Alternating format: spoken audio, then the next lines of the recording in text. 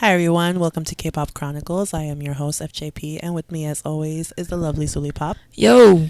And unfortunately, our adorable Mochi Dori is not able to join us today because she had to work. Yeah. Ugh, she has to pay bills. Whatever. No, she has to pay for concert tickets and merch. That's what it is. And she has to pay for Flights. BTS. Yes. BTS, which is what we're going to talk about this podcast, guys. So grab some popcorn because we got a lot to say about the impending BTS comeback. Yay.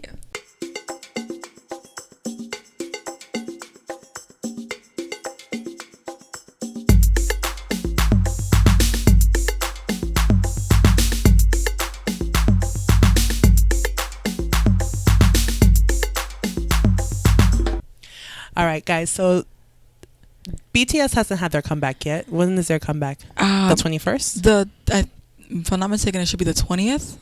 I feel like, okay. Or it could be the Saturday. It could be the 21st. I honestly don't know. I know that's when the album drops, but the actual music video will drop on the 28th. Ooh. So it's like later in the month, like later in the week. Okay, so I'm really excited. So Black Swan came out, and it came out as a single, so you can actually listen to it like I listen to it on Spotify. That's where I usually listen to my stuff. I do that in like an hour loop on YouTube. Yeah, of course, because you know you want to get it. You want to get that hour loop. Well, you want to get views, right? Yeah. So you like a streaming party. Yeah. Right. So So I've been listening to Black Swan, but I'm actually really excited for the album to come out because I'm super in love with Shadow and Ego. If you guys don't know, for our listeners, so I'm Hyungline biased in BTS. So even though honestly I'm Hyungline biased, and then it goes down to like, well then I'm rapper line biased, and then I'm like, but then I'm soap biased. But then you're also to really be honest, Hyungline. I'm Yoongi bias. Okay, I guess. But I am Hyungline bias, like on some real stuff. Yeah. I feel like everybody in Hyungline has been my BTS bias at one point in time. I agree. Yes. Yeah. But I honestly, I really am Hyung bias, but I really love rapper line. I usually stan rappers in groups, and that they're usually my favorite. The songs rap is usually my favorite part of the song.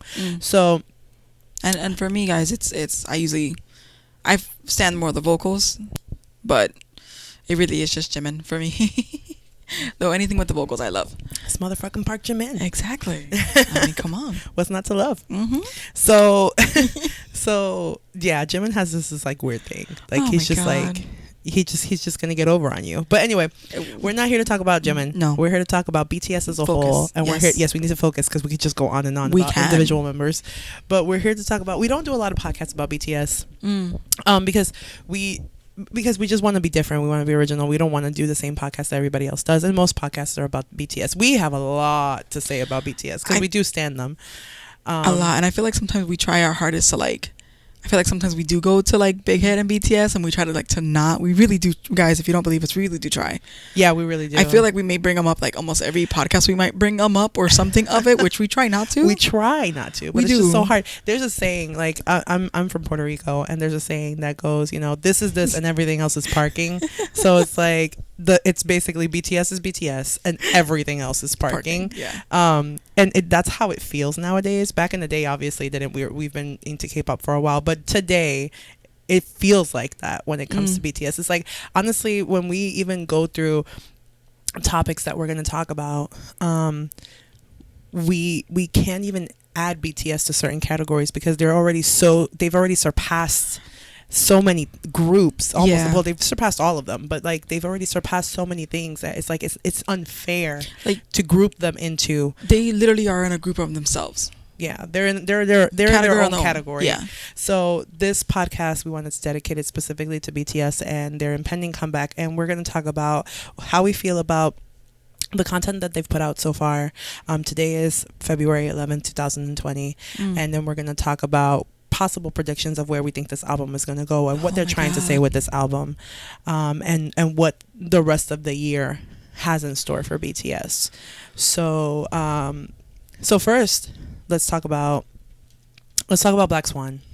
So how do you feel about Black Swan? Oh my God, Black Swan. Like, I think what first came out was the that music video, which was like the performance, like the It was modern art dance, modern art dance, and modern dance. I'm sorry, modern not dance. modern art, modern dance kind of thing. It's art, still art. It's a form of art. Yeah. So that was my first introduction to the song, and then I found out that technically also too, which was confused me, that wasn't the real song. Yeah. Which I love. So I love strings instruments, and so anything that has like violins, things like that, I really do love it. As much as I love piano. Piano's my favorite instrument, but strings are my top favorite. So when I heard that, I was just taken aback by the song. And the fact that they did a modern dance performance to it, and it wasn't dumb, was very different. Yeah. I don't know. Sometimes with like modern, I liked it. I enjoyed. I think I watch it more because I enjoy the song a lot more than anything. But then when I actually did get to also hear the original version, I loved it. And then I went and I translated it. And then I found the words, and then I loved it even more. But we'll get into that in just a little bit. I didn't translate it. My bad. Let me correct it. I went on YouTube and found a video that was translated for me, so I could understand the lyrics. I was like, when did this happen? I learned Korean. When did you become fluent in Korean? You never told me. I'm sorry. I have secrets, you know. I mean, I can understand a good. No, you bit understand. Of it. You understand more than me. Yeah. I get context clues and I figure things out. Yeah. But just speaking of it, I guess like visually, aesthetically, it's very beautiful. This whole with when it was just revealed, just like the number 7, I already love the colors because I love dark blues. That blue is darks. beautiful. Oh my god, it's nice too for them to step out of because I feel like their aesthetic before was very soft. Well, at least for like the whole Love Yourself era. Because before they were very hard. Like before it was very black and red and white, black and white and red and black and white and red, and they had some black and white, black and yellow and stuff like that. But like for this and like it was very like primary colory and all that stuff. And then they went into like a very soft, even though they had some black in the Love Yourself there, they went to like a very soft aesthetic. It was a soft aesthetic. Yeah, for Love Yourself and for the first Persona album. So for the blue, it's nice. Like I wasn't expecting it. I just love it. And then like to me, when I think about it too, like you're talking about like it being like soft and everything, like back in the day, I feel like they weren't dark, they were rough.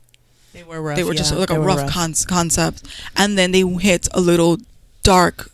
Not a lot though, with like Blood, Sweat and Tears. Yeah, but it was more what did I call it? It was more like a refined. It was like classier-ish, I guess you could say. And then we went into the Love Yourself era, which was more of the soft colors. And now I feel like they're going dark, but it's not like just like dark, like edgy. It's like a refined dark version, like a refined dark. Yeah, like it's just so much different. It's different. It does. We were talking about yesterday there. To the concept photos, there are some Black Swan and like some the first set of photos they put out were white. Yep. And then I wasn't expecting that because of the whole Black Swan content that they had put out there. So I totally wasn't expecting anything white for their concept. And then they put out the Black Swan photos, which are absolutely breathtaking. They are absolutely breathtaking, stunning. And we were talking about the that you had said that they reminded you a lot of Blood, Sweat and Tears. And then I was just like, this does not remind me of Blood, Sweat and Tears at all. It makes me it just doesn't give me that Blood, Sweat and Tears vibe. And then today, third concept photos, they put out their third concept photos, and that reminded me of Blood, Sweat and Tears. And they have like this whole kind of very Last Suppery kind of photo shoot and whatever, and that really, the way their suits fit like, them, and they're tailored out. It reminds like that one scene of like in Blood, Sweat and Tears where they're at the table, and when I forgot who it is. I think it's Jin, or is it Ram? Jin. He reaches out for like the balloon, I think it is. That he goes out for. Like to me, it's like we're going. It's so I'm trying so hard to keep my thoughts more organized and what I want to say, because I feel like my brain is just going everywhere, and I'm trying just say so it, girl. hard. It's a podcast. It's our podcast. We say whatever I know, we but want. I want it to be more cohesive and not like make a complete mess. Well, I mean, it's fine.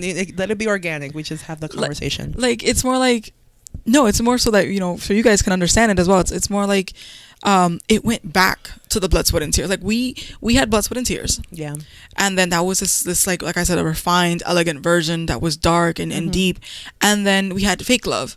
And Fake Love was still kind of like in the darkness, but it was still it was a different. It was. It was like this. It was like It wasn't as refined. It was not so much. It wasn't as elegant. It wasn't as elegant, but it wasn't like, oh my god.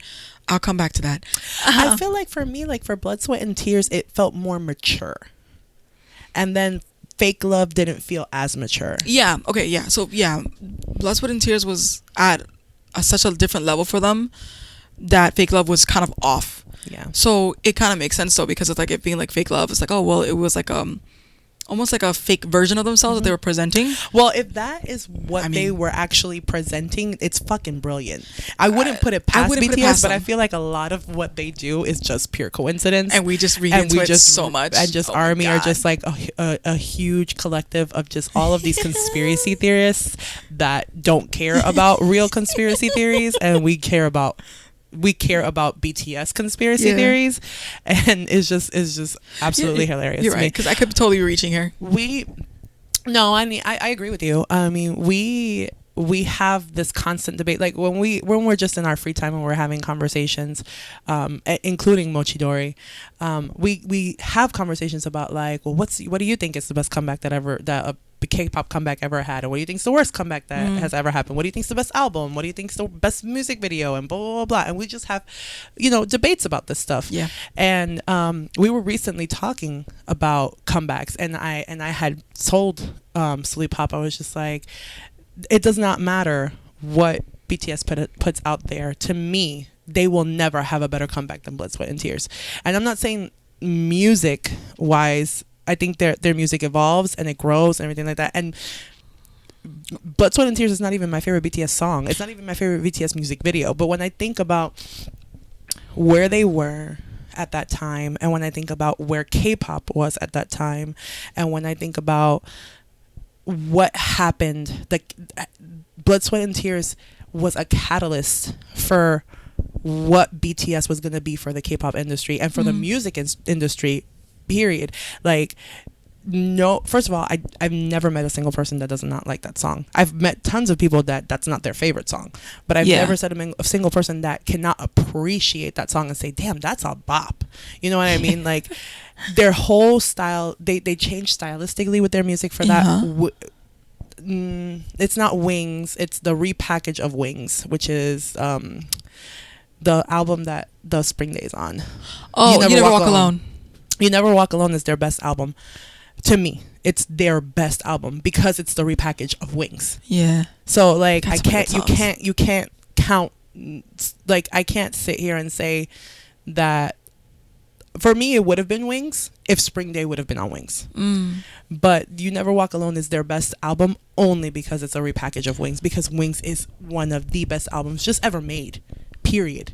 So like, with this comeback, for it to be so reminiscent of Blood, Sweat, and Tears, it makes me feel like they're trying, not that they're trying to reinvent themselves, but I feel like it makes me feel like they're kind of reminding us of like, this is where we were, this is where we're here, this is where we are now, and we started from here, not from 2013, not from too cool for school or oh, are you late or anything like that. It's just like from Blood, Sweat, and Tears. I don't like, to me there's it's kind of crazy when you think about it, because the fact that you have Wings and then you have the You Never Walk Alone, which is a repackaged version, and then we go from there to pretty much the Love Yourself series, I'm calling it series, and then that's where Fake Love comes from there, right? Fake Love is so Fake Love comes from there, as then you get all these.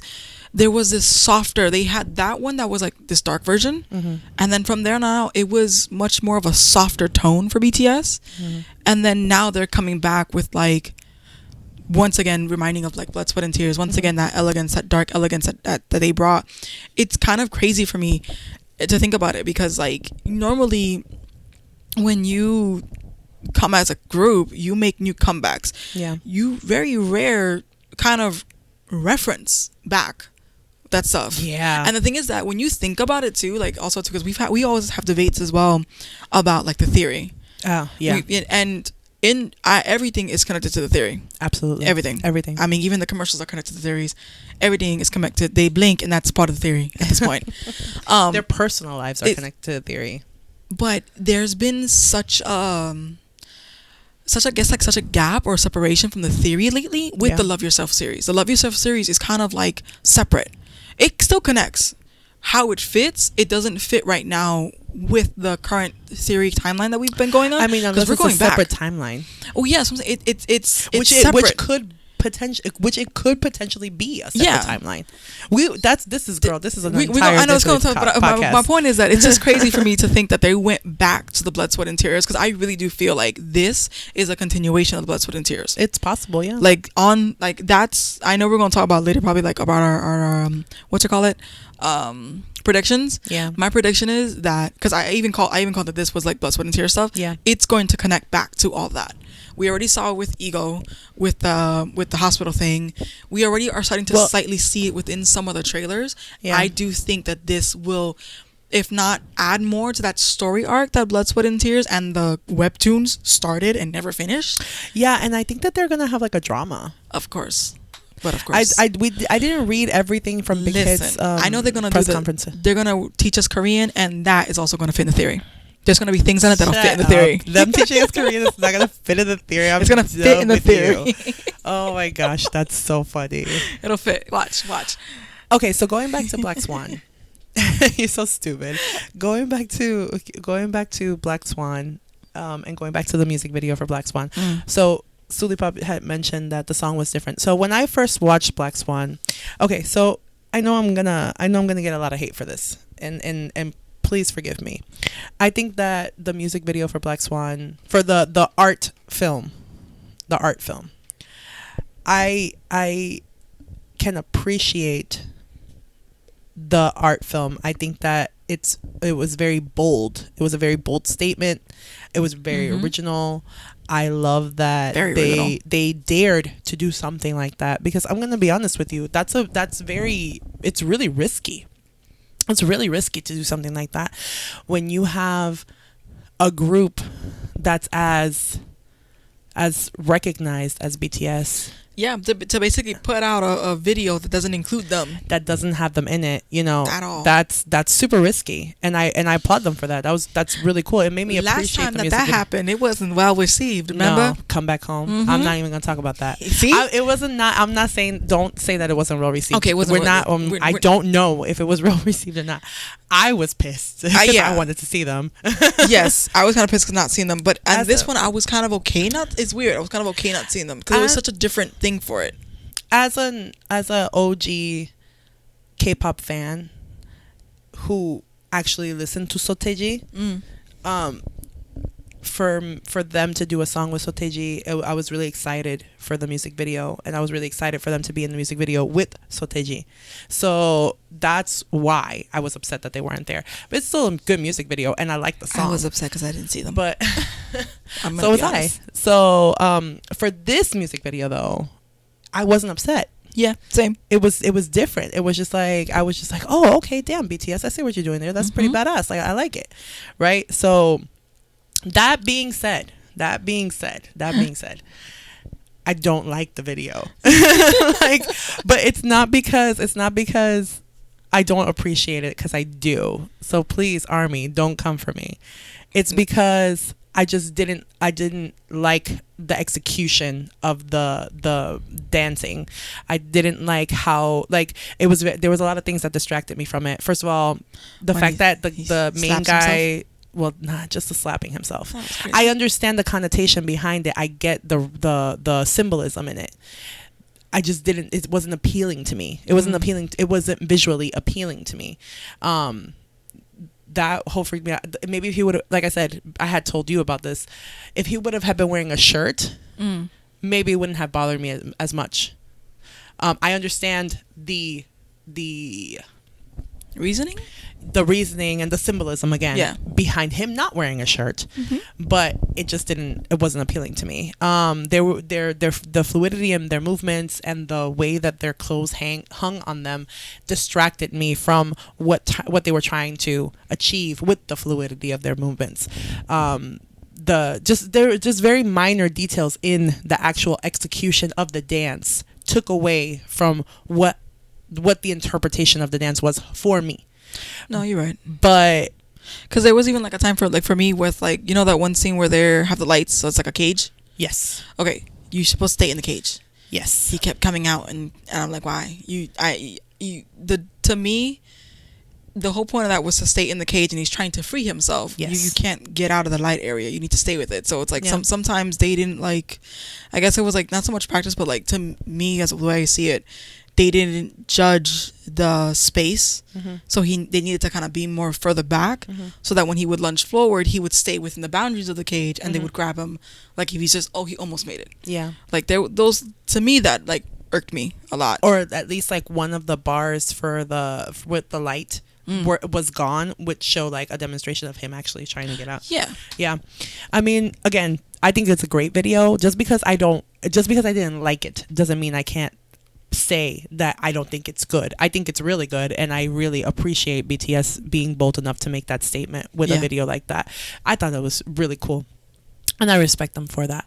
I like that version of the song more than the real version of the song. When I heard the real version of the song, I was like, oh, I wasn't ready. And the thing is that I was so excited to hear the song, the art video song, because I loved it so much. I was just like, oh my God, I love this so much. And I have a thing where if you've been listening to us for a while, you already know, but I have a thing that I have to listen to a song before I watch the music video, because the music video will influence how I feel about the song. So if I don't listen to the song first, I don't ever really know if I like the song for the song or if I like it because of the music video. So I'll usually listen to the song first. BTS can be an exception to that rule. A lot of groups, some groups can be an exception to that rule, but BTS definitely is an exception to that rule. I will watch the video as soon as it comes out. Yeah. So when I watched it, and I listened to the song, I was very pleased because that I liked the song that much, because I did not really like the video. So when I heard the real version of the song, or the original version of the song, I was kind of sad. And don't get me wrong, I love it. I love Black Swan. I love the original version of Black Swan too. But I was kind of sad because I was like, damn, man, I really liked the other version more. But it's such a different. It's so beautiful. Well, I prefer acoustic music. So it's very acousticy, and like I know that Sulipop, you said that you love string instruments and piano. I do too. Like I love string instruments, and if there's a violin or a harp in it, I'm done. It's good. I'm good. I'm gonna listen to it. I'm gonna like it. Yeah. A violin or a harp, I'm gonna listen to it. I'm gonna like it. So yeah, I was super excited. But that being said, let's talk about the song Black Swan. Ooh. We've already been talking for about 20 minutes about the music video and about all this other stuff. Let's talk about the song Black Swan. So how do you feel about the actual song? Like the lyrics of the song? Where do I begin? Start from the beginning. And when you get to the end, stop. Okay, I will. Okay, so like I know when the performance video came out, there's that one quote that's like, it's like for the dancer. So the dancer's first dance for the dancer when they can't dance. The second is when they actually die. Yes. And I'm sorry if I'm butchering the quote, but I know that's the gist of it.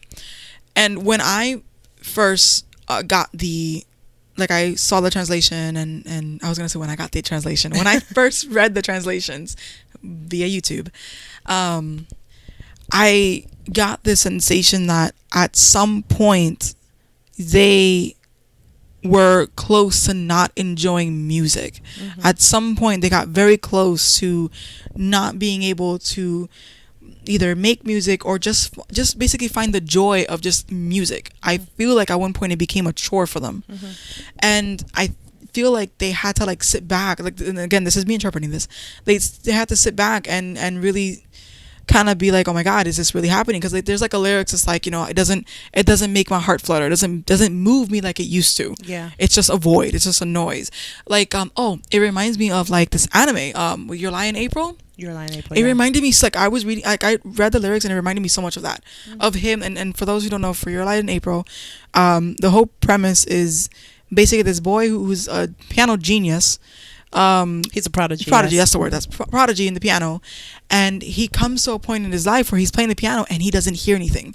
It sounds like he's in like devoured, and like, the way he describes it, and it looks beautiful how it's shown. Yeah, too. Your Lie in April is. Oh my god, it's like stunning. Anime. It literally gets encased in water and he doesn't hear anything. He literally hits the keys and he knows the keys make a noise, but he hears nothing. And I was like, oh my god, that's what, like, that's when I was reading it, I was like, that's what they went through. And they were like, you know, like, it's killing me, like, the fact that they're doing this. And then it's like the part where it's like, oh, well, I do hear the film it now thing compared to filling it now. I hear the film it now, and I'm just like, that kind of is also for like their life. They're always on the recorded. They always have content for us, mind you, for us, because everything is YouTube and stuff.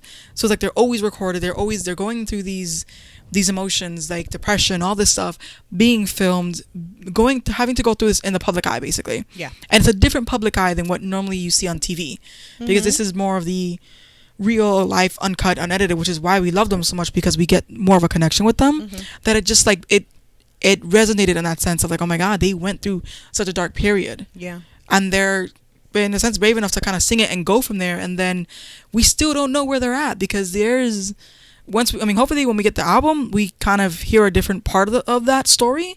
But right now, the story that I'm getting from them, and including Ego, and which we're going to talk about, and Shadow, is that this is what they want. This is their dream. And now it's like, this is really what I wanted? I'm not sure if I want this anymore. I'm having issues. This is more of a, this is not what they expected. And it's kind of changing their perspective on this. Yeah. Which is kind of crazy when you think about it, that they as musicians are changing how they feel about being a musician and being music. That's at least what I'm getting from it. I might be overreaching and being just dark and everything like that. No. I think that your interpretation is pretty spot on. Here's the thing about it, though. Okay, so yes, this is why BTS is so successful. Again, my personal opinion. This is all our opinion, right? So when the whole concept, or the whole, you know, oh, is this really what I wanted? And like, oh, I wanted to be really famous, and now I'm famous, and now I don't know if I want to be famous, and now I'm lonely, and I'm at the top, and it's lonely at the top, and all this stuff. It's a very contrived notion. Yeah. It's very contrived. Everyone in their career is going to feel that. And I'm not talking about just artists. Everyone in their career is going to feel that, because at the end of the day, yes, they're singers and producers and actors and idols and everything like that. But at the end of the day, it's a job. That is their job. And even though, I mean, if you've ever, whatever you're doing right now, if you've ever applied for anything that's your dream job and you got it, it still was your dream job, but you still have days where you're just like, I don't want to go to work. You know what I mean? So I question work every day when I wake up. So no matter how much you wanted what you wanted, it's still, you still have days where you're just going to be like, did I really want this? And that's a very contrived notion. Everyone goes through that. The brilliance of BTS, though, because the singers sing about this all the time. Yeah. Actors talk about this all the time. Famous people, there's a reason why there's a saying that goes, it's lonely at the top. And that's not something that's new. That's not something that BTS invented. The thing is that BTS is so good at what they do that even with them putting out that message, it still feels like it's unique to them. And that's how brilliant they are to me. Because when I read the lyrics to Black Swan and I saw that, or even when Shadow, and we're going to talk about Shadow in a little bit. Ego, not so much. Ego's a little bit different for me. But even with Shadow, like, when I was reading it, I wasn't like, this is not anything new. People feel that all the time. You know, and artists, singers sing about that all the time. I watched the friggin' documentary of the 2-hour documentary of G-Dragon, just basically him talking about that for 2 hours. That's true. And I loved every second of it, don't get me wrong, but that literally wasn't what it was about. I'm G-Dragon, I'm the biggest K-pop star in the world at the time, and you know, this is what my life is like, and it's only at the top. Okay, got it. But for me, BTS found a way to make that fresh. BTS found a way to make that not feel like every other singer that's done it. I feel like Shadow, even though I really love Shadow, I feel like Shadow does not feel as fresh. But Shadow, well, I mean, we'll talk about, but Shadow's like more of like I mean, both in literal and you can see the video. It's an argument with himself. Yeah, it is an argument with himself. I feel like even Black Swan is an argument with themselves. I feel like Black Swan is an I don't know if I don't feel like Black Swan is an argument with themselves. I feel like Black Swan is more of just a fear. Like Black Swan is their fear. And I feel like it's also like their way of it's just a way of a form of self-expression. And that's their self-expressing this fear, this very real fear that, you know, am I going to continue to do this? And, you know, it's I'm just not happy anymore. This just doesn't make me happy anymore. Like, this is not. And then when you have legions of fans, when you just have complete and utter devotion from millions of people, that's extreme pressure. That is a pressure that I would never want to have. Like, that is so much pressure, because now not only are you under the scrutiny of the public eye, which, by the way, not only are they under the scrutiny of the public eye, but the American public eye, world public eye. Because it's one thing to be an idol in Korea, and you're just an idol in Korea, and that's rough. Yeah. But to be a world idol, like, I could never imagine. So for you to have all of that, and then anything you do could disappoint millions of people. Like, nobody wants to disappoint anyone, but imagine being terrified of disappointing millions of people. Like, jeez. I could never. You know what's crazy now that I think about it too? And like, I legit just thought about it as you're talking about this, saying like, you know, all artists have gone to this. This is the second time they've done this. BTS? Forever Young. Young Forever? Young Forever. The lyrics of Young Forever are basically talking about that. It's like, I'm terrified of, because I watched it recently and then that always was the caption for me. It literally is like talking about like, I'm terrified, like I just got off the hot stage but now it's getting cold. Like, am I going to keep doing this? Are the people going to keep screaming for me? Like, it literally is. But it's a different fear. But it's different still. It's a different fear. You're right. It's a different fear, because and that goes to show you how where they were at that time too. Where they exactly where I was going to say. That goes to show you where they were at the time, because Young Forever was what? Was it in it was the Beautiful Moment in Life. The Most Beautiful Moment in Life. Beautiful Moment in Life part 2 or something. Young Forever. Young Hua Young. So it wasn't The Most Beautiful Moment in Life, which was right before Blood, Sweat, and Tears. Yeah. That wasn't like the Red Bullet tour or stuff like that. Was it? I think. Maybe. I mean, I don't think they came to tour for that album here. Red Bullet, I think, was a little bit before. Okay, never mind. I Need You. It could have. I don't remember. I honestly. I think Red Bullet was what, 2014, 2013, 2014. Not sure. But anyway, goes to show you where they were and how they've evolved, because it really is a different. It's not the same message. No, it's not. Young Forever is basically saying, I still want to do this. Will you still love me? Black Swan is saying, I don't want to do this. I don't want to stop. I don't want you to stop loving me. Yeah. So it's very different, but it's very real. It's very, very, very real. But I mean, I really enjoyed Black Swan. I think that it's an amazing song. I can never choose what I like for BTS. I can never choose, do I like their ballads more, or do I like their poppy songs more, or their boppy songs more? And then I'm rapper line biased, so I'm gonna go for the ciphers or for the specials. Exactly. So it's a little bit hard for me to pick which side I choose, but BTS never ceases to amaze me. They really don't. But That's for Black Swan. I am looking forward. I'm hoping that when they drop their official music video, I wonder if it will be for Black Swan or if we're gonna get something else. I hope we get both. That'd be nice. I mean, the timeline should say what we're gonna get it for. I don't remember. It just says for the title track, but doesn't. But technically, shouldn't Black Swan be the title track? But why didn't they label it as Black Swan? Oh, then maybe it is for a different song. Dun, dun, dun. Well, did they label that Black Swan was gonna be out? I can't remember. Maybe I don't not. remember either, honestly. Maybe it is for Black Swan. I don't know. But before Black Swan, there was Shadow. Oh my god, I was gonna say Black Shadow, which would I'm not gonna lie, would be kind of badass. Before Black Swan, Cool. There was Shadow, and I'm so upset that I did not watch this at home when it came out because I did not know it was only Yoongi. Oh yeah. I did not know it was only Yeah. Yoongi, and I ended up watching it at work, and I regret every second of Yep. it because the very first time that you watch something like that is so important. You don't get a second chance to watch it. You know what I mean? And that very first impression is like the emotions that you feel are what it's all about. Mm-hmm. It really is what it's all about, right? So it sucked. I couldn't watch that like in a safe environment. Yeah, because at work you can't really. Because I can't fangirl. No, you can't. Everyone's looking at you like, "What's wrong with you?" And you have to like leave, and you're like, I mean, I'm lucky enough that I have an office that I can close the door. Yeah, and but it's you just still have to, nothing, like- but it's still not the same. Yeah. But yeah, it's Shadow. So talk to me about Shadow. How you feel about Shadow?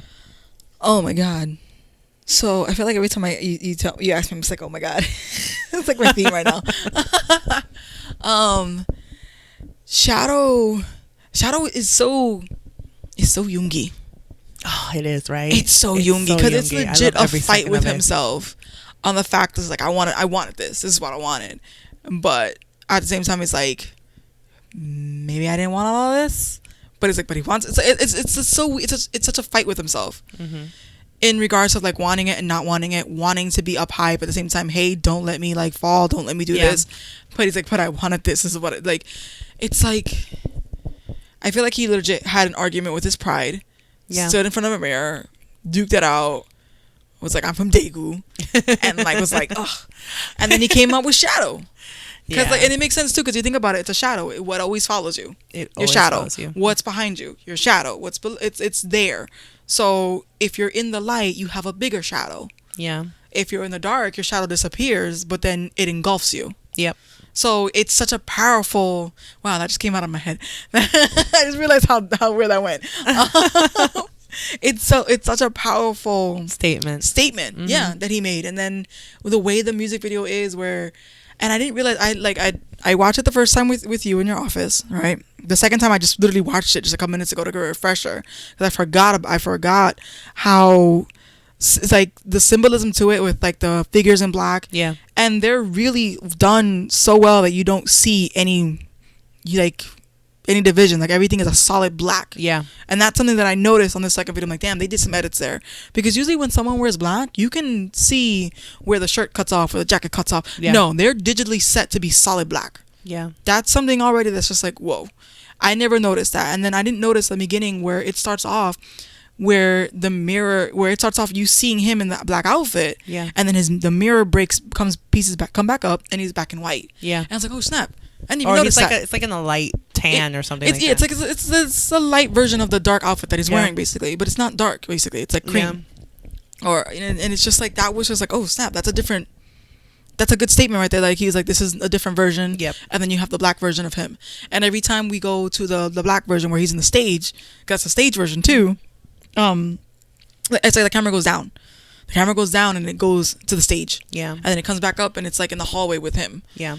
And then you've got that one random scene where by the way, I throw in a Yoongi card for this. I'm so sorry. But the one where he's in the mirrors and he's got the headband on, it's very much like a yin and yang where there's good, there's a little bit of bad and good, there's a little bit of good and bad. It requires the balance. Yeah. So all that stuff is so done so nicely and so well. And the lyrics of him, everything's just awesome. Yeah. I mean, I'm sure I know you have yours. So go ahead with yours. Okay, if you're done. I'm good. Okay, so again, this whole concept of that Yoongi put out there about like that internal battle of good versus evil, and it's not so much good versus evil, but that internal battle of, you know, the way that self-doubt and depression can engulf you and weigh you down, and that's like that black side of you, and then that dark side of you, and then that light side of you is something else completely, and how vocal Yoongi's been about, you know, his mental health issues and all that stuff. So I'm gonna, again, it's a little contrived. He's not the first person to do that. He's not going to be the last person to do that. He's just executed it exceptionally well. In a different way that we never came across. Well, I mean, yeah, like I said, he's not the first person to talk about mental health in his music or in his lyrics. He's not, but he just does it really well. And he's an exceptional producer. Most of BTS's songs that are my favorite songs are songs that Yoongi has produced.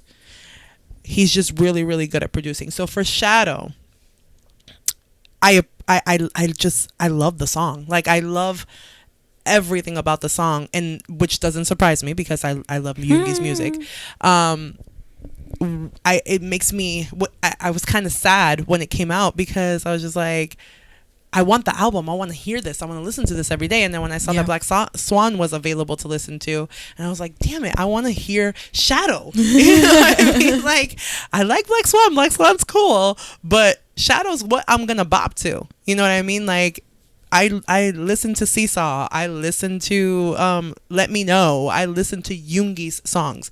So I was kind of sad that Shadow didn't come out, so I'm excited for the album to come out so I can actually listen to Shadow every day, because I don't just put YouTube on or whatever.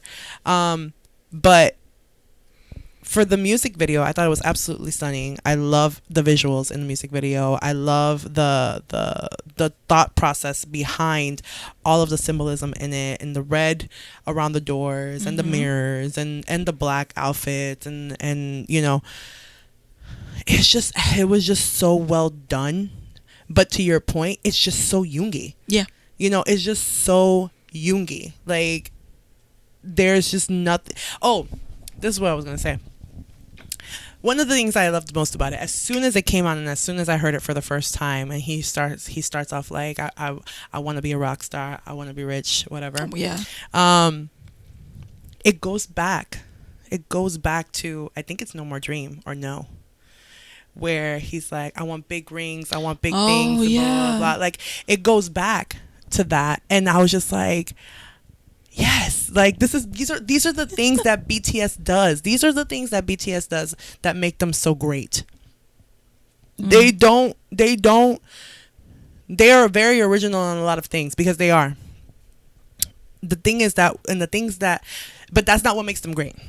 What makes them great is when they do things that are not original, they execute them so freaking well. Yep.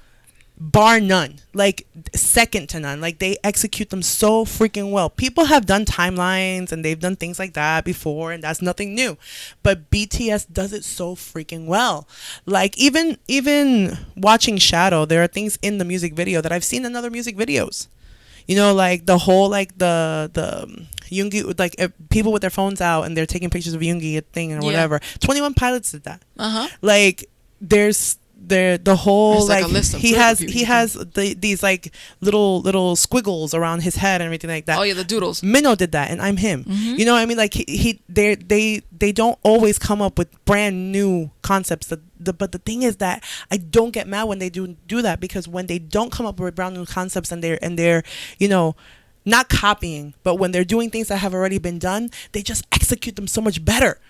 Yeah. So it's like, I can't be mad at that. I can't be mad at that, you know? So for Shadow, I appreciate the entire music video. I think that you have an amazing point. It really is just Yoongi having a fight with Yoongi. Yep.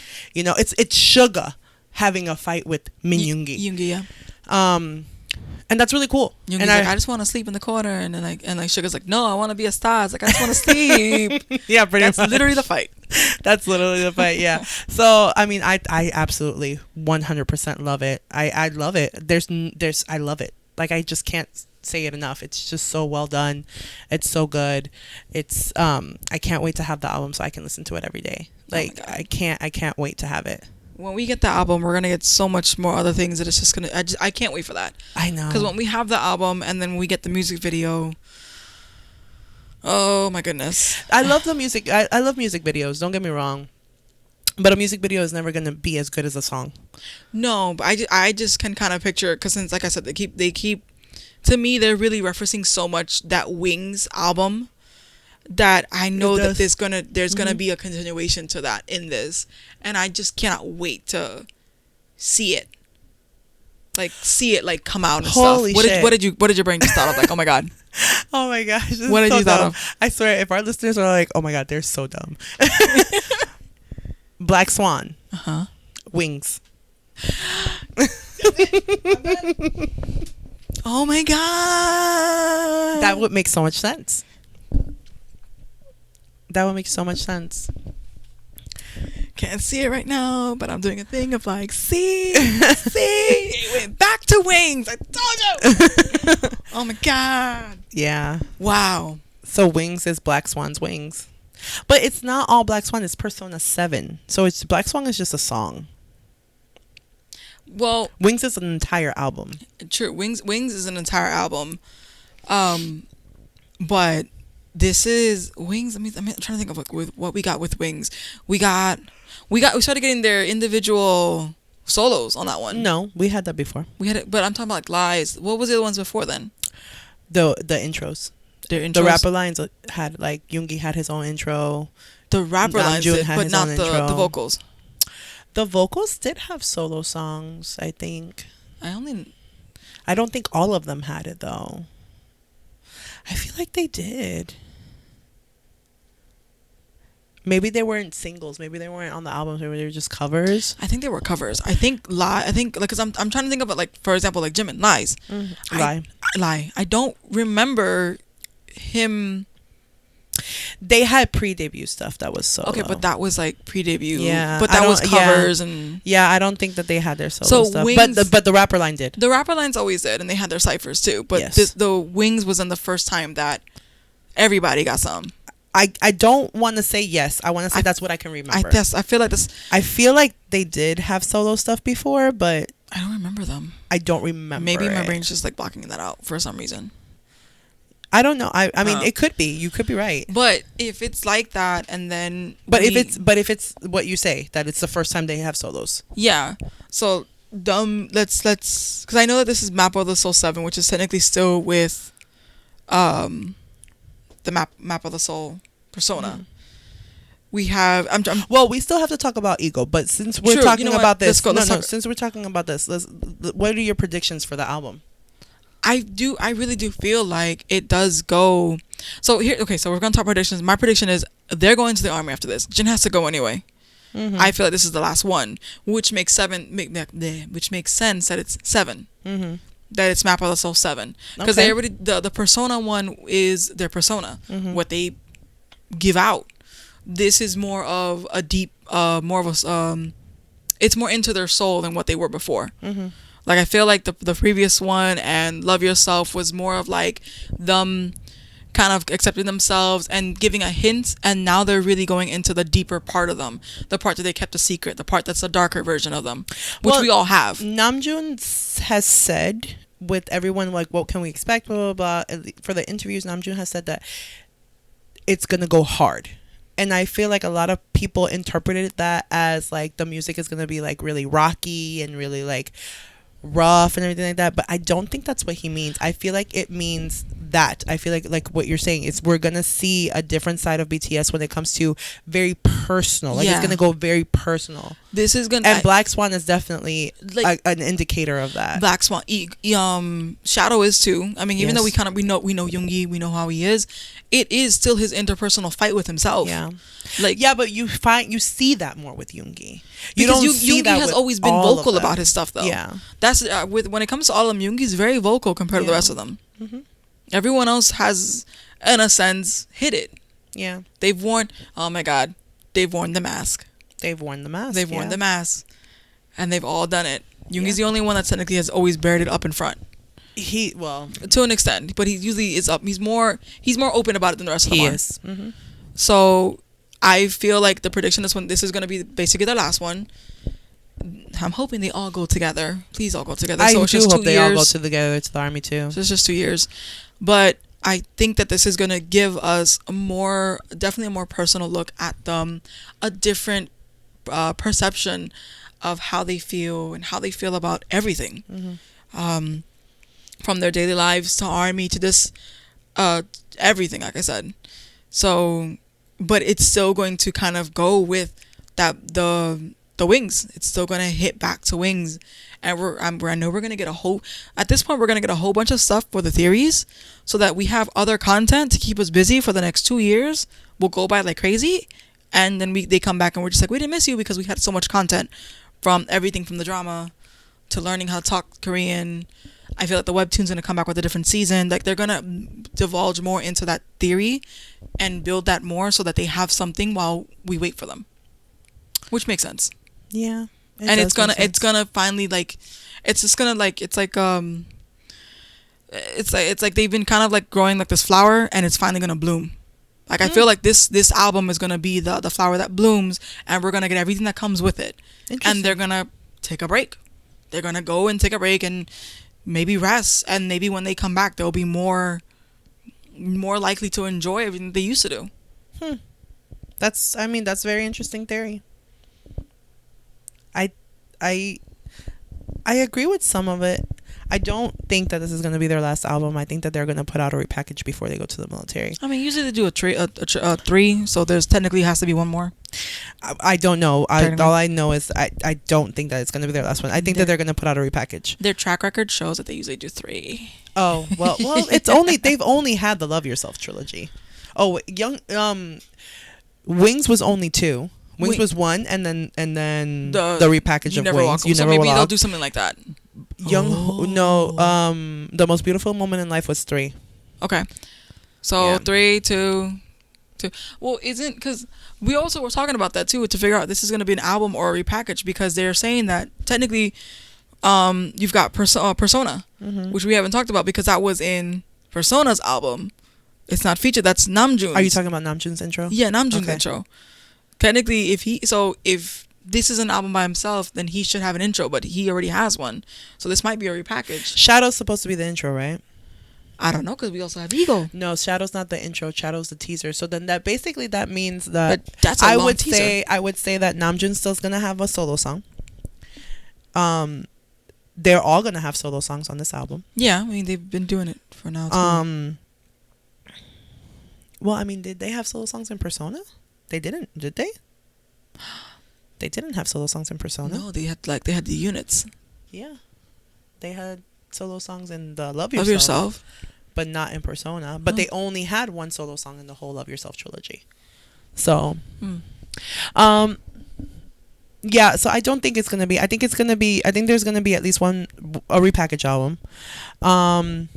It makes sense for it to be so personal because it's called Persona. It's called Map of the Soul Persona. You know what I mean? So it's like, well, this one's Map of the Soul 7. I thought it was Map of the Soul Persona 7. I thought it was just 7. Oh, it might be. Because there's I'm looking at that one. Map of the Soul Persona is the pink one, and then we're getting this one, which is the white with the bluish colors. Yeah. For now. So this one is. This is just 7. It's Map of the Soul 7. I wonder what the third one would be. That's why to me this makes sense to be the last one, because it's like there's 7 members, 7. It fits. What if the last one is Map of the Soul BTS? Oh my god. No. Oh man. That would be kind of badass. Because it's still, this Persona is like they went back, right? And then you have 7, so they're individuals. Okay. And then like the last one is Map of the Soul BTS, and it's them as a group. Oh man, that'd be epic. And then they go into the military as a group. Oh, that'd be epic. That would be really cool. That's what we want. That's what I want. That's what we want. 'Cause I don't want them to be. I want them to go into the military as a group. Yeah. I think it's the wisest decision. But I mean, that's not my decision. But anyway, but for the album, my prediction for the album, like I said, I don't think it's gonna be their last album. I think that they're gonna have at least a repackage. I think that they are gonna have a solo song. Like each of them is gonna have their solo song. I don't know if that was already said, but if it wasn't, I feel like they're each gonna have a solo song. I feel like it is gonna be very personal. I feel like this one is gonna have that darkness to it or whatever that Black Swan and Shadow already have. I feel like there's gonna be another little bit of a dark. I think that there's gonna be some like peppy poppy songs like Go I mean technically and Ampanman but I don't think Hobie's is that. Because Eagle sounds preppy, but it's not. After I read the lyrics, no, it's not at all. But I mean, it is. But it sounded preppy. But it is though. It's how you interpret it, and we're gonna talk about Eagle now. So I feel like they are gonna have like a little like an Ampanman or a Go Go or 21st Century Girl-ish kind of song. And when they come back with the repackage, I feel like the repackage is going to be one song that's very like, whoa, BTS-y.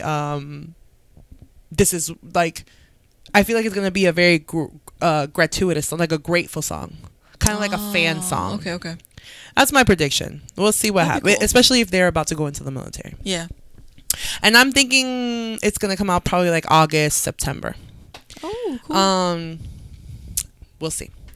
But for this album, I feel like it's gonna do exceptionally well. Of course. I feel like for what we've been getting so far, the music is gonna be just really good. Oh my god. And I'm excited for it. But you know, I'm excited for it. But I wanna let's talk about Ego before we finish. So talk to me about Ego. How you feel about Ego? All right, so Ego. I think today was probably the second time I got to watch it. Same thing with like Shadow. But it was the first time I actually got to see the translation. It was the first time I actually got to I didn't how do I put this? I didn't expect it to be so, at least with the words, in a sense, kind of dark. It sounded so preppy that I was like, oh, wait a minute. I was kind of shocked with some things. And then I was shocked how it also referenced Wings again, with him like fainting. That whole thing going on there, like the theory with everything in it, or his storyline. That's not Wings. That's his storyline. That's his storyline and just his storyline from the most beautiful moment in life. But Wings is the one where we get the scenes where you've got him in the gurney with Jimin. We see more of that. Isn't that we see more of that, or is that with Jimin that we see him more with the gurney? Where in Wings? Like for like the teasers for Wings. For the teaser for the albums that they came out. Is that, yes, that is for Wings, you're right. That whole scene. You don't see him in the gurney. You see, I know Run has it where they do the thing of the pillow fight. You see it in Run, you see it in cuz his was Hey Mama. Yeah, oh Hey Mom, that's what this was. That's right. He's in the room with the pills. The pills, yeah. And the Snickers. The Snickers. Oh bullshit. My God. The Snickers. Anyway, continue. Okay, so then no, he doesn't reference Wings. He references A Beautiful Moment in Life, because that's when we see like him in like music videos where he like faints. And I love too how it's like how when that scene happens, the lyrics go something along the lines of like, when you think back of those memories, it goes something back to that. So I thought that was kind of like, oh, okay, that's nice how they did that. I don't know. It's so. I feel like this song is such a J-Hope. I love how Shadow is like a Yoongi song, but this is such a J-Hope song. It is. It really like is. It really is him. And like, wasn't there something like the lyrics that like he talks about being like. First of all, I love the fact that he talked about the difference between being J-Hope and being Hoseok. Yeah. Like that was just like, oh, okay. Was not expecting that when I read that. It's basically his version of him talking with himself. In essence. Yeah, in a way. And like, I guess that, and also like his place. like his place. I know something, it had referenced something about being hope or something like that. So it's like Yeah. his reference on how he's gonna, and it makes sense because everything is like it's talking about his ego. He's like, it's gotta be my way, it's gotta be my ego. So it's like how he fits within everything and how he wants, not so much wants, but how he, no, it's how he wants things to pretty much go in a sense. How he would like it, it's his way or the highway. It's his, just everything that he, in a sense, everything he does is to stroke his ego. Yes, absolutely. So, oof, this raises questions then. Like If so in my brain, which is like, okay, so everything he's done has been to stroke his own ego. So then all this time he's been stroking his ego. Is this really who he is then? Are we gonna see a different version of him with this one? Being that if this is his, he's talking about always has been his ego and it has to be his way for his ego. Like, so we're gonna see a new J-Hope. That's just me. I'm reaching. I'm sorry. It's a possibility. No, I don't think you're. I feel like you're I'm reaching. overreaching on everything right now. I don't think that you are. I am. I mean, with BTS, you can never overreach on some real shit because everything is so crazy.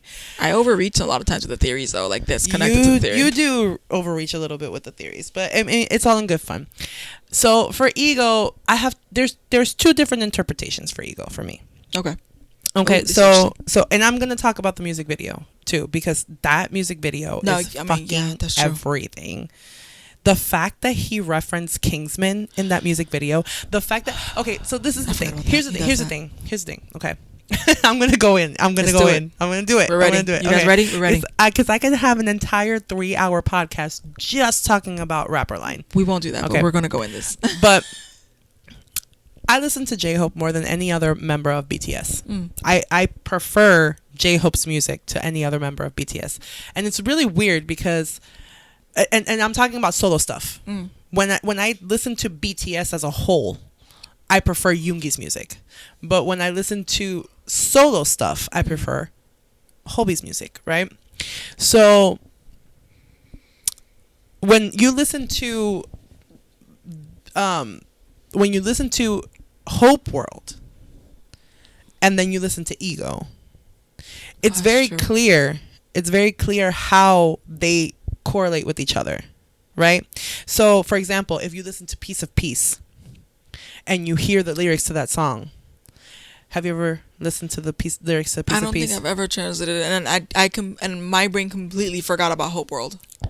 I can never forget about Hope World. Like I listen to that song at least once a week. I know, but to that album at least once a week. My brain completely, and that just changes everything I said is wrong. Everything you said is not wrong. Calm down. Everything. Okay, so if you listen for example, like songs like Piece of Peace or even like Hangsang or Hangsang or whatever. And why are you laughing? Because rolling down the what is it he says that he's rolling down? Cruising down something airport, matching go to the tago, like something like that. Anyway, I love that song. I love that song so much. But anyway, oh my god, that's part of his ego. Part of his ego is being that good guy. Part of his ego is being that ray of hope and that sunshine and everything like that. So you can interpret ego in two different ways. There's the way that you interpret it of like, is he stroking his ego? Like, is he really doing all of this stuff just because he's stroking his ego? Or like the other way of interpreting it is that his ego won't let him not be good, or his ego won't let him not fail or not. I might not be explaining myself the right way, but it's a form of pride. Oh, okay. So his ego is pride. His ego is prideful. Because I'm like, oh. So that's okay. Like that's my ego. That's my ego. Like the way he presents what his ego is, it's a form of pride. Oh my god, that makes So there is the thing is that, and it is left up to interpretation. So your version of it could be right, my version of it could be right. It really is up to how you interpret it. I feel like it's a mix of both. Maybe a mix of both, because I'm thinking of it just because to me ego is very different than pride. It is, but maybe it's lost in translation. It could be lost in translation, but I think it depends on how you see your ego. So your ego doesn't always have to be a bad thing. It just depends on how you see it. So I feel like that's what he's trying to say with this. I feel like he's, and again, and this is the third time I'm saying it in this podcast, but I don't mean to disrespect any army. I don't mean to disrespect BTS or anything like that. But it's also very contrived. When you talk about Jung Ho-suk and him talking about J-Hope and Jung Ho-suk, not anything new. Not anything new. G-Dragon has a whole album called Kwon Ji-young. And it's not, I'm not saying it because it's like specifically GD. It's just because I know more of GD. It's a better, it's easy reference. It's easier for me to reference him. But this is not, it's nothing new. Yeah. They just execute it exceptionally well. They really do. And the way he executed it on there, like the way he talked about, like this was me as a baby, and and this is how I grew up with this, and like look at me now, and like that's my ego, and like all of those decisions that he made through his life were influenced by his ego. And I don't think it's because he's trying to stroke his ego. I think it's because his ego is pushing him to do these things, to excel, to move forward, to push for that. So, I mean, that's my interpretation of the song. I love Hobie's music. I love Ego. I absolutely love everything that he makes. I think that he is extremely underrated as a producer. I feel like it's so unfortunate that he doesn't get to produce more songs for BTS. And out of the solo albums, if I'm not mistaken, his is the most successful. Yeah. So, yeah, and it's just good. It's just really, really, really good. Like, it's just such a good album. And don't get me wrong, I love Namjoon's album. I love Moonchild. I think Namjoon is an excellent producer as well. But it's just not the same. Hobie's music is so well made and so thoughtful. Like, he's so thoughtful in every single thing he does.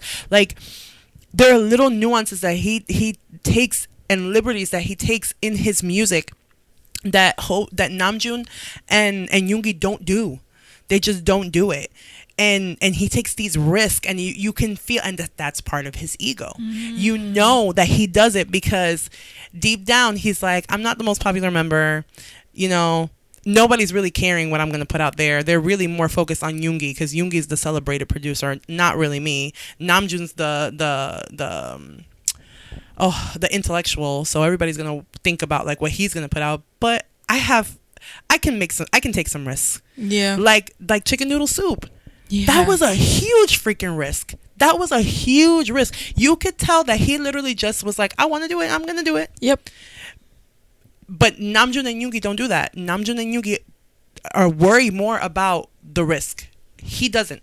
You can tell that he takes those liberties, and that's why he's more successful. And that's why I feel like his music is more accessible. Like, it's more like not popular, but not popular in the sense of like it's popular. Like, popular in the sense like it's gonna appeal to more people. So it saddens me that he's so underrated in BTS as a producer. But you know what? But I'm also grateful for it because he's underrated as a producer. He takes those liberties. True. But then you have the visual side of Hobie. And now with Yoongi, and you're looking at Yoongi's track record, and you look at Augusty, and you look at First Love and all that stuff with him, and then Shadow and all that stuff. And then you look at Namjoon and Namjoon's track record and Namjoon's solo stuff, and Persona. I freaking love Persona. I love Persona. I love the way that Namjoon goes back to the beginning. Yeah. And then Hobie does it, and it's completely new. Yeah. Like, he goes back to the beginning, but the way he does it is so freaking brilliant.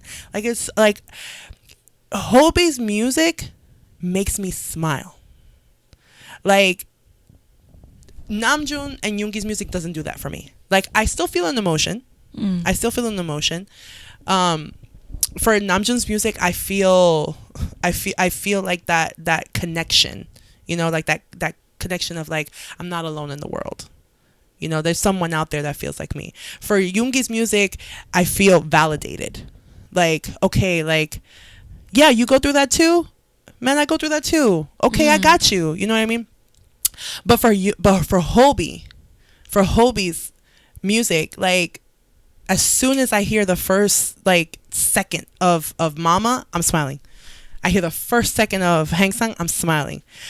I hear, like, now with Ego, the very first, like, just little snippet of that song comes on, and I'm like, I'm smiling. And for him to have a song like Piece of Peace, where the whole song is just about, I just want to provide a piece of peace for you. Like, I just want to be a moment of peace in your life. And that's what he does. Like, it's just so brilliant to me and so absolutely beautiful. And I wish that more people would appreciate him as a musician. You know? So for Ego, for the music video for Ego, you look, if you watch Hope World, right? I'm a nerd. So there's little things in the video that if those came from him, they make me love him even more. So for example, in Hope World, he references The Hitchhiker's Guide to the Galaxy. Yeah. Which, fucking brilliant. I saw it and I was just like, oh my God, I lost my shit. And then in this one, he references the fucking Kingsman, which is one of the best movies ever made. Like, one of the best movies ever made, in my opinion. And for him to do it and the way he do it, and he's just so elegant with it, like, fucking shit, Hobie. Like, I swear, like, it's so hard. These are the things I constantly have a battle. Like, my battle in my soul is not yin and yang and good and evil. My battle in my soul is my bias Yoongi or is my bias J-Hope? It's really sad. Like, that's my internal struggle. Because son of a bitch, like, he's just so brilliant. He's just so freaking brilliant, and he's so underrated. And the thing is that and this is, I don't know why this podcast turned into a love for J-Hope thing, but if you think about BTS as a whole, and I know armies are going to come at me because they are. Oh, I think I know where we're going. If you think about BTS as a whole, J-Hope is the most talented member. Because yeah, we have our golden magne, which he's brilliant. Namjoon, amazing leader. Yoongi is an amazing producer. V is super artistic and, you know, just great vocals. Jimin is just a beautiful dancer and his vocals are amazing. And Jin is just so lively and he just brings warmth and happiness to everybody. And those are all great individual traits that they all have. But Hobie's the only one that has all of them. Yeah. Hobie's like the glue for the group too. He really is. Hobie is the only member that has all of them. He's a producer. He's the best dancer. He can sing. He can act. He can rap. He's artistic. He can make great content. Like, he really is. Like, I understand we have a golden magne, but the only reason why he's golden is because he's got a little bit of Hobie. He's a great leader because when Namjoon's not there, he's the leader. That's true. So we have a golden Hobie. We have a golden middle child. You know what I mean? Because Hobie's technically the middle child. Like, and even like child. he's in that weird spot too because the magne line's young. Yeah. So it's like, I don't know. That's just my personal opinion. I mean, I could be wrong. I'm not saying that the rest of BTS aren't talented because that is not what I'm saying at all. They are all extremely talented men as a group and as individuals. But in my personal opinion, Hobie is the only one that has it all. So that's, again, my personal opinion. Don't come at me, Army. I'm one of you. But anyway, do you have any closing thoughts before we wrap this up? Oh my goodness. I really just can't wait for everything. For when they announce all their stuff and everything finally comes out. I'm just looking forward to the next couple of days. So far, every concept photo that we've gotten has been amazing. Breathtaking. And just awesome. And I cannot wait for that full album to come out. I cannot wait for the music video to drop. I cannot wait to see their stages for when they're back home in Korea. I can't wait for the concert that we're gonna be able to go watch and see. Like I'm looking forward to everything that's BTS is coming for, and my wallet is not ready. Absolutely. Neither are my bills. I don't know what this thing is called, rent. That I don't have to worry about that. Well, whatever. Like, yeah. That's pretty much my thoughts for now. I agree. I have the same thoughts. We're really, really excited for BTS's comeback, and I know that all of you are excited for it too. If you have any thoughts, or if you feel like we just completely butchered everything you felt about BTS, or if you really like what we had to say and you agree with us, leave us a comment. Yes, let us know in the comment section for our Instagram and our Twitter at Kpop Chronicles with a K, and Facebook too. We really enjoy having these conversations. Honestly, we just have these conversations in real life, and we now we just record them. We get mad when we don't have the stuff set up to record it, because sometimes we'd be having great conversations and like, oh my god, what did we say? Yeah, if we could have cameras with us and microphones with us all day, you guys would be totally You'd done see how with ridiculous all we the are. crap we talk. But but we really appreciate all of your support. Thank you so much for listening to us, and for sticking with us, and for just hearing us talk bullshit for an hour. But we really appreciate you all. We really hope you enjoyed this podcast. We really hope you enjoy your day, and above all, go out there and please go enjoy some music. Bye. Bye.